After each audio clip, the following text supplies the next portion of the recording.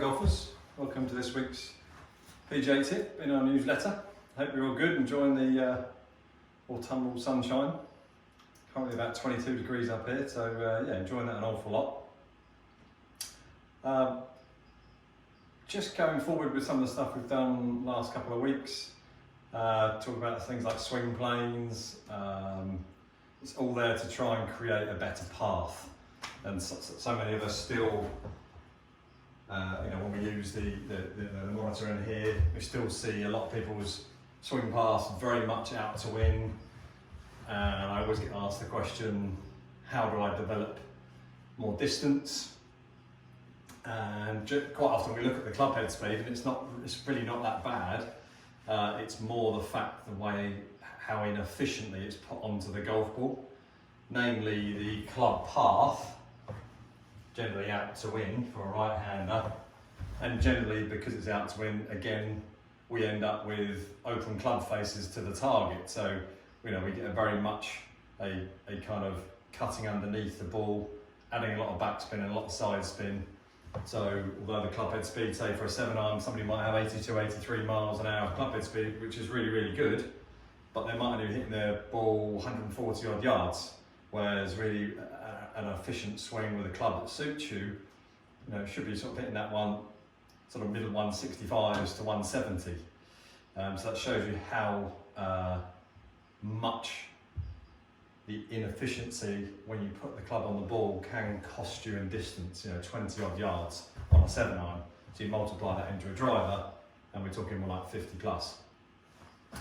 So I really want to try and give you another thought today. Yes, obviously we've spoken about the swing plane and making sure that club is on the right angle around you, and we're not making some funky movements as we make our backswing and downswing. And that's great, learning to understand that and what the correct swing plane is, and trying to achieve it with, drill sticks on the floor, etc. But a lot of people have been playing golf for an awful long time with poor paths and generally poor starts to the downswing. So we see an awful lot of people's, right shoulder, when we see it in slow motion, coming over the top, causing strong out to win swing pass and steep angle of attacks into impact. So great little simple drill, trying to get you to do, yes, we want to keep working on that swing plane, yes, we want to keep working on improving our setup, yes, we want to make sure our alignment and our ball position and our posture is correct. But this is really just a simple, very easy drill, and you can do it whilst you're waiting for your game of golf. And it's just to try and get your arm swing better. Yes, we've got to make the body move, etc., etc. But a lot of people from quite a tiny top of the backswing position throw their right shoulder at the shot. And really just need those hands and arms to swing past you. So great little drill. When you're hitting some balls in the net, if you're a slicer of the ball, losing efficiency, is from the top of your backswing, I just want you to keep your shoulder, body, legs, hips in the same position, and just let your hands and arms on the club swing past you. Yeah, just let that club shaft hit the back of your neck. And then because of that, what tends to happen, because the body's staying there and the club is swinging through, you can probably see it on the camera there, because there's no over rotation this way, or right shoulder getting a bit excited, the club really does, if anything, swing overly into out. Because the body's not rotating this way, therefore the club can't go that way. So a dead leg swing, a dead body swing, my legs aren't moving, my feet aren't moving. And if you can hit a few shots, you may not strike it particularly great, but just let the club swing past you. I don't know if you can see that on the camera. Very weak, soft shot, because I've only just used my hands and arms to hit the ball. But I've created a draw swing. My club path, again, is 2.5 degrees in to out. See it on the screen here, probably better. Yeah, very soft arm swing.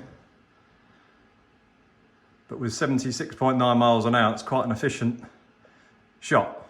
Okay, it's gone high, but it's right to left, which is what everybody wants to try and get, especially if you're a slicer. And that's a very simple way to create a better swing path. So dead arms, swing to the top of your backswing with a nice full shoulder turn and a good setup, and just let the hands and arms and the club only swing through to its finish position. Keep your body, your shoulders and your legs in the same position and get the club swinging down. That will create a better downswing start, giving you a better swing path for impact. Give it a try. If you're a slicer, I guarantee you with a bit of practice you'll be hitting draws, possibly hooks or pull hooks, but at least you'll be improving your path. So when you then go to hit full shots, hopefully the upper body has got less aggressive and is working better with your hands and arms and your lower half. Okay, so I hope that makes sense.